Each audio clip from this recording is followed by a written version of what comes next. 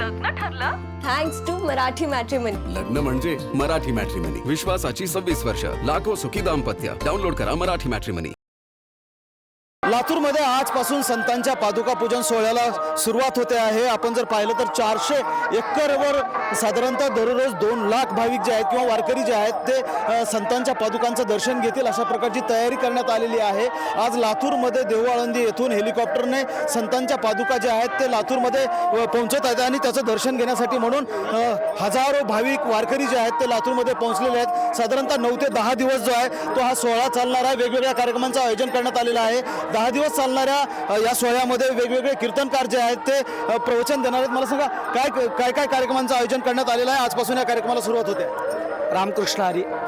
विशेष म्हणजे गेल्या अनेक दिवसापासून संपूर्ण महाराज मंडळी, औसा जिल्ह्यातील संपूर्ण आणि त्याचबरोबर मराठवाड्यातील वारकरी मंडळी ज्या क्षणाची आतुरतेने वाट बघत होते तो क्षण अवघ्या क्षणावर त्याचं येऊन ठेपलेला आहे.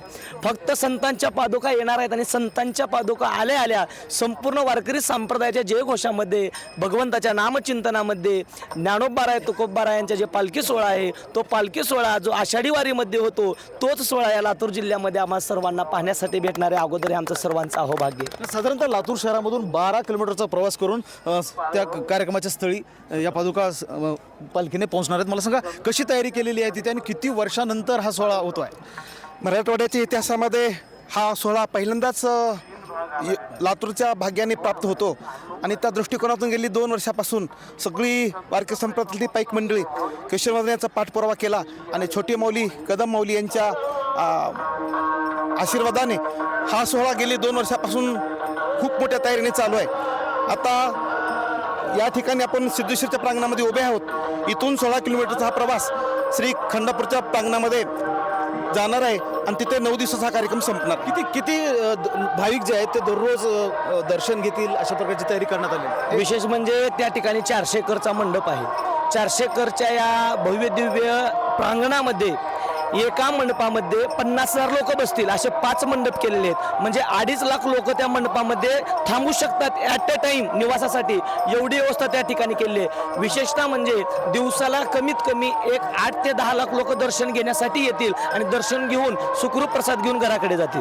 मोठ्या प्रमाणामध्ये जय्यत तयारी जी आहे ते करण्यात आलेली आहे. मला सांगा स्वयंसेवक जे आहेत ते लातूर शहरामधल्या वेगवेगळ्या ठिकाणी दिसत आहेत ज्या मार्गावरून पालखी जाणार आहे वगैरे. रामकृष्ण हरी. प्रथमतः आम्ही लातूरचं भाग्य आहे की आम्हालाही स्वयंसेवक मिळण्याची संधी आहे आणि आम्हालाही भाग्यवान आम्हाला माऊलीची सेवा करते. इतिहासात पहिली घटना आहे की माऊली आळंदी, पंढरपूर, देहू सोडून पहिल्यांदा लातूर जिल्ह्यात येत आहे. त्यामुळे आम्ही जय्यत तयारी केलेली आहे आणि सर्व तयारीला आम्ही स्वयंसेवक तयार आहेत. जय्यत तयारी करण्यात आलेली आहे या पालखी सोहळ्याची आणि लातूरकर जे आहेत ते पूर्णपणे तयार झालेले आहेत या पालखी सोहळ्यासाठी. एक आनंदाचं वातावरण जे आहे ते लातूरमध्ये पाहायला मिळत आहे. महेंद्र जोंधळे, TV9 मराठी, लातूर. लग्न ठरलं थँक्स टू मराठी मॅट्रिमनी. लग्न म्हणजे मराठी मॅट्रिमनी. विश्वासाची 26 वर्ष. लाखो सुखी दाम्पत्य. डाउनलोड करा मराठी मॅट्रिमनी.